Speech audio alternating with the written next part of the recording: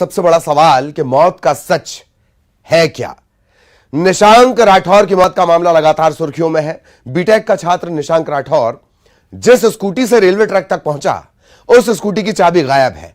Police उसकी तलाश कर रही है। निशांक अपना टू व्हीलर को हाईवे पर लॉक कर रेलवे ट्रैक पर पहुंचा था, यह थियरी है। पुलिस निशांक का शव मिलने के बाद स्कूटी का ताला तोड़कर उसे थाने लेकर आई है। पुलिस को घटना स्थल से स्कूटी की चाबी बरामद नहीं हुई।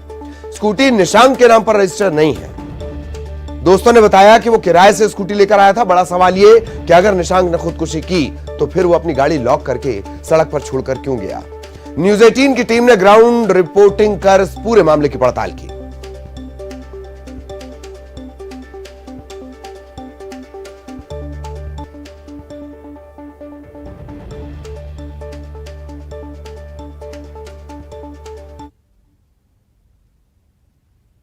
भोपाल के पास बड़खेड़ा पुलिस स्टेशन पर ये स्कूटी खड़ी हुई है। ये स्कूटर जो है यही स्कूटर है जिसको लेकर निशांक राठौर रेलवे ट्रैक पर पहुंचा था। सड़क पर ये गाड़ी खड़ी की गई। इसके बाद इस गाड़ी को लेकर गाड़ी को सड़क पर छोड़कर निशांक रेलवे ट्रैक पर पहुंचा और वहां उसकी लाश मिली। लेकिन एक बड़ा सवाल खड़ा हुआ है इस बात का कि ये गाड़ी जब पुलिस को मिली तो लॉक थी। इसकी चाबी की पुलिस तलाश कर रही है और इस समय यहाँ पर थाने में तैनात ASI हैं, उनसे बात करते हैं।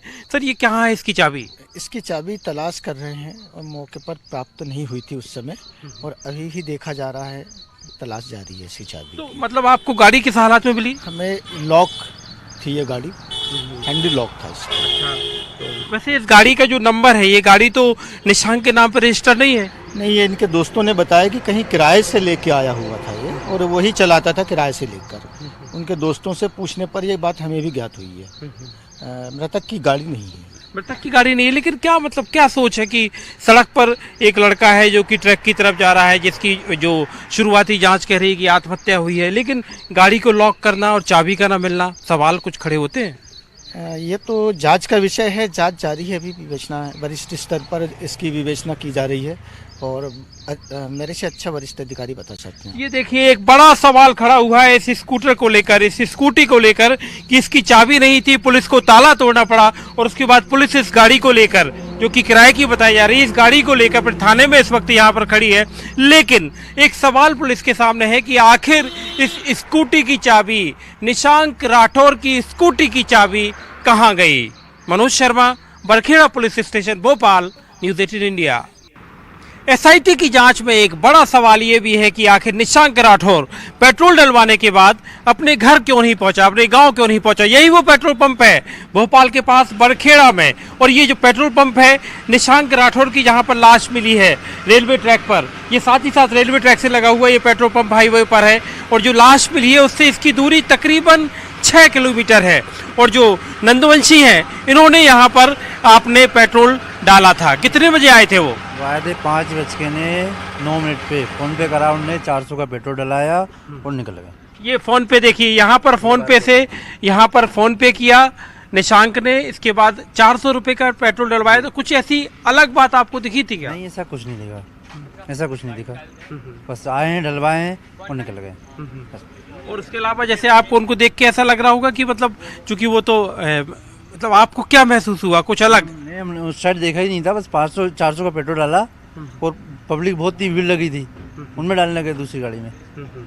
तो ये 400 रुपये का पेट्रोल यहाँ से डलवाया गया। ये पेट्रोल पंप है जो कि घटना स्थल से जहाँ पर शव मिला रेलवे ट्रैक पर, उससे 600 किलोमीटर की 6 किलोमीटर की दूरी पर है। बड़ा सवाल यहाँ पर खड़ा ये होता है कि 400 रुपये का जो पेट्रोल डलवाया निशांक ने, उसके पीछे एक वजह हो सकती है कि इतना पेट्रोल अगर स्कूटी में डलाया जा रहा है तो शायद निशांक अपने गृह गांव जो है सिवनी मालवा, वहाँ जाना चाहता हो, लेकिन नहीं, वो यहाँ से सिर्फ 6 किलोमीटर आगे चला, सड़क पर अपनी गाड़ी खड़ी की, उसे लॉक किया और उसके बाद ट्रैक पर जाकर पहुंचा और ट्रैक पर उसकी लाश मिली। उसके बाद एक मैसेज आया उसके पिता को, जिसके बाद सारे सवाल खड़े हुए और SIT की जांच सरकार को बिठानी पड़ी। Manoj Sharma, Bhopal, news 18 India. भोपाल से होशंगाबाद के बीच बड़खेड़ा रेलवे स्टेशन पर यही वो रेलवे का ट्रैक है जहां बीटेक छात्र निशांक राठौर की लाश मिली थी। 6:05 पर इस ट्रैक से जीटी एक्सप्रेस निकली थी और 6:13 पर साईनगर शिरडी एक्सप्रेस, और साईनगर शिरडी एक्सप्रेस के लोको पायलट ने ही स्टेशन मास्टर को, बड़खेड़ा स्टेशन के स्टेशन मास्टर को यह सूचना दी थी कि ट्रैक पर एक शव मिला है, एक ट्रेन की कटिंग हुई है, ट्रेन से कटिंग हुई है, और उसके बाद ही ये पता चला कि निशांक की मौत हुई है। किन हालात में ये जांच हो रही है, एसआईटी जांच कर रही है, लेकिन बड़ा सवाल ये है कि 6 बजे तक निशांक राठौर जिंदा था और उसके पहले अपने पिता को मैसेज कर रहा था, धार्मिक आधार पर धमकाने वाला मैसेज भी उसमें पहुंचा। इसके अलावा उसने सोशल मीडिया पर भी पोस्ट शेयर किया। भोपाल से होशंगाबाद के बीच रेलवे का ये ट्रैक वही ट्रैक है जिस पर निशांक की लाश मिली थी, शव मिला था कटा हुआ पूरी तरह से ट्रेन में कटने की वजह से, जैसा कि पोस्टमार्टम रिपोर्ट में भी आया कि मौत की वजह ट्रेन से कटना है। तो जो की मैन है यहाँ पर, जो कि लगातार ट्रैक को देखते रहते हैं, भरत लाल, आप रविवार के दिन की घटना थी? हाँ, रविवार के दिन की घटना थी। हम तो सुबह 6 बजे आते हैं। तो फिर कब तक आप ये ट्रैक देख के गए थे? हम 10 बजे तक देखते हैं। उसके बाद ये आपको ये वाली बात कब पता चली कि इस ट्रैक पे किसी ने खुदकुशी कर ली? अगले दिन पता चली? हाँ, अगले दिन पता चला सुबह 6 बजे। अच्छा, तो उस समय कौन सी गाड़ी निकलती है? उस समय पुष्पक वगैरह निकलती है। जीटी भी आती है? हाँ, जीटी पुष्पक। और जो साई एक्सप्रेस शानी भोपाल तो हबीबगंज तक चलती हो। तो मतलब जब आप ट्रैक देख रहे थे तो उस समय आपको अगले दिन जाके उस ट्रैक पे कहीं इस बार दिखा है, सबूत दिखे कुछ की कुछ ब्लड खून? नहीं, हमें तो नहीं दिखे। जैसे पुलिस वाले वगैरह थे वो रिकवरी कर रहे थे वहाँ पर। और इधर मानसून सत्र का आज आखिरी दिन, अविश्वास प्रस्ताव पर चर्चा शुरू है। नेता प्रतिपक्ष ने आरोप पत्र पटल पर रखा है। स्पीकर महंत की सभी सदस्यों से अपील उन्होंने की है कि भाषा की मर्यादा का ख्याल रखें और उसी में रहकर अपने विचार रखें। चर्चा की शुरुआत बृजमोहन अग्रवाल ने की। मानसून सत्र का आखिरी दिन छत्तीसगढ़ विधानसभा के मानसून सत्र का, और हंगामा ही हंगामा नजर आ रहा है। सदन में संविदा और दैनिक वेतनभोगी कर्मचारियों का मामला उठा। मुख्यमंत्री भूपेश बघेल ने जवाब दिए। सरकार के जवाब से विपक्ष असंतुष्ट था, नारेबाजी की और वॉकआउट कर दिया।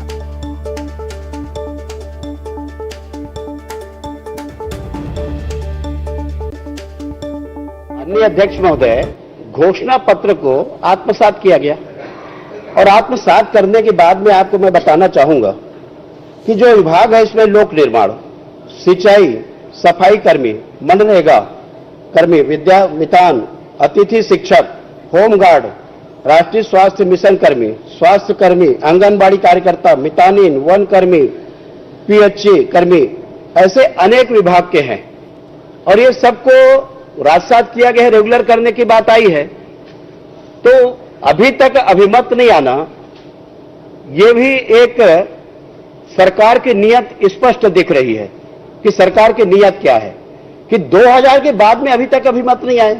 ये निर्णय लिया गया है कि किन किन विभागों में, निगम मंडलों में कितने कितने दैनिक वेतनभोगी कर्मचारी हैं और उसकी जानकारी एकत्रित की जा रही है। कुछ विभागों की जानकारी आ गई है अध्यक्ष महोदय, कुछ विभागों की जानकारी नहीं आई है, लेकिन ये भी कहा गया है कि इसे विधि विभाग से अभिमत ले लिया जाए और विधि विभाग के अभिमत के बाद ही इसमें फैसला लिया जाएगा, क्योंकि इसमें बहुत सारी न्यायालयीन प्रकरण भी हैं और उन सबको देखते हुए कोई फैसला लेना पड़ेगा। समय सीमा बताना तो संभव नहीं है अध्यक्ष महोदय, लेकिन ये है कि हम अतिशीघ्र की कोशिश करेंगे कि ये जल्दी से जल्दी हो जाए। और बैठक हुई है और सभी विभागों को पत्र लिख दिया गया है, जानकारी आएगी और घोषणा पत्र की बड़ी चिंता है। निश्चित रूप से आप खुद भी देख रहे हैं कि 1 साल चुनाव में निकला, 2 साल कोरोना में निकला, तो वो कोरोना के खिलाफ ही लड़ाई हम लोग लड़ते रहे। अब समय मिला है, निश्चित रूप से अध्यक्ष महोदय जो घोषणा पत्र में हम लोगों ने जो कहा है उसे करने की हम कोशिश करेंगे।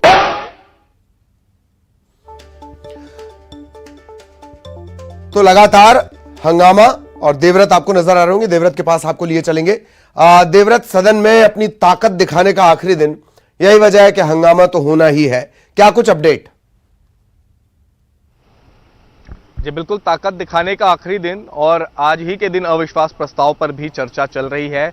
और जिस तरह का हंगामा यहां पर देखा गया, क्योंकि प्रश्नकाल चल रहा था और उस दौरान दैनिक वेतन भोगी कर्मचारियों के नियमितीकरण का, संविदा कर्मचारियों के नियमितीकरण का मामला आया, और वो भी तब जब प्रदेश भर के जो सरकारी कर्मचारी हैं वो डीए की मांग को लेकर के हड़ताल पर हैं 5 दिनों की, और जो अनियमित कर्मचारी हैं और संविदा कर्मचारी हैं वो अपने नियमितीकरण को लेकर के हड़ताल पर हैं। और सत्र का समय ही ऐसा होता है जब तमाम कर्मचारी संगठन भी एक कोशिश में रहते हैं कि सरकार तक उनकी मांगे पहुंचे और अपनी आवाज बुलंद करने की कोशिश करते हैं, और उसी की गूंज यहां पर सुनाई देती है सदन में। और आज भी जिस तरह से दैनिक वेतन भोगियों का जब मामला उठा, तब नियमितीकरण का वादा जो है वो एक बार विपक्ष ने फिर से सरकार को याद दिलाया कि भाई आपने तो अपने घोषणा पत्र में ये वादा किया था कि तमाम कर्मचारियों का नियमितीकरण किया जाएगा, लेकिन सरकार के कार्यकाल को 3.5 साल से ज्यादा का वक्त बीत गया है, और ऐसी स्थिति में अब तक क्या वजह रही कि कर्मचारियों का नियमितीकरण नहीं हो पाया। सरकार की तरफ से दलील आती है, मुख्यमंत्री भूपेश बघेल खुद इसका जवाब देते हैं। वो कहते हैं कि अभिमत जो है वो विधि विभाग से मांगा गया है, इसके लिए बाकायदा महाधिवक्ता को पत्र लिखा गया है, और अब अभिमत प्राप्त होने के बाद इस पर आगे की कार्रवाई होगी। हालांकि उन्होंने ये भी कहा है कि विभिन्न विभागों से भी जानकारी मांगी जा रही है, और जो अब तक नियमितीकरण में लेट लतीफी हुई है उस पर कोरोना काल का भी हवाला दिया गया कि कोविड की वजह से कई सारे कामकाज रुक गए और इसलिए कर्मचारियों का नियमितीकरण नहीं हो पाया। हालांकि विपक्ष को अब भी संदेह है कि क्या ये सरकार अपने इस कार्यकाल में दैनिक वेतन भोगी और संविदा कर्मचारियों का नियमितीकरण करा पाएगी या नहीं। इस पर सुप्रीम कोर्ट के निर्देश का भी, सुप्रीम कोर्ट के फैसले का भी हवाला दिया गया 2006 का, लेकिन जिस तरह से मुख्यमंत्री ने यह दावा किया है कि अभिमत भी आएगा और कर्मचारियों का नियमितीकरण भी होगा। हालांकि जब ये चर्चा चलती रही इस दौरान खूब शोर शराबा हुआ, हंगामा हुआ, और हंगामे की वजह से सदन जो है वो 10 मिनट के लिए स्थगित कर दिया गया। उसके बाद जब 10 मिनट बाद फिर से सदन शुरू होता है, सदन की कार्रवाई शुरू होती है, तब फिर से यही मसला उठता है, नेता प्रतिपक्ष उठाते हैं, और उसके बाद जिस तरह से जवाब से असंतुष्ट विपक्ष वॉकआउट कर देता है। अब बारी आती है अविश्वास प्रस्ताव की। 151 बिंदुओं पर सरकार के खिलाफ विपक्ष ने अविश्वास प्रस्ताव लाया है। ये बात भली भांति विपक्ष को भी मालूम है कि उनके अविश्वास प्रस्ताव का क्या हाल होगा, क्योंकि संख्या बल में विपक्ष जो है वो कम है, बीजेपी के विधायक कम है। हालांकि जेसीसीजे का भी सपोर्ट मिला हुआ है, लेकिन बावजूद इसके सरकार को डिगा पाना मुश्किल है। लेकिन एक तरह से ये मैसेज देने की कोशिश है कि भाई जन घोषणा पत्र में जो आपने वादे किए हैं वो पूरे कीजिए, और जनता तक ये मैसेज देने की कोशिश कि कौन कौन से वादे जो अब तक सरकार के पूरे नहीं हुए हैं उस पर ध्यान आकर्षित किया जाए। और इसके अलावा प्रदेश की जो व्यवस्था है और कई कानून व्यवस्था के मामले हैं उस पर भी ध्यान दिलाया जाए। फिलहाल चर्चा चल रही है और इस पर भी लगातार हंगामे के आसार दिखाई दे रहे हैं। जी।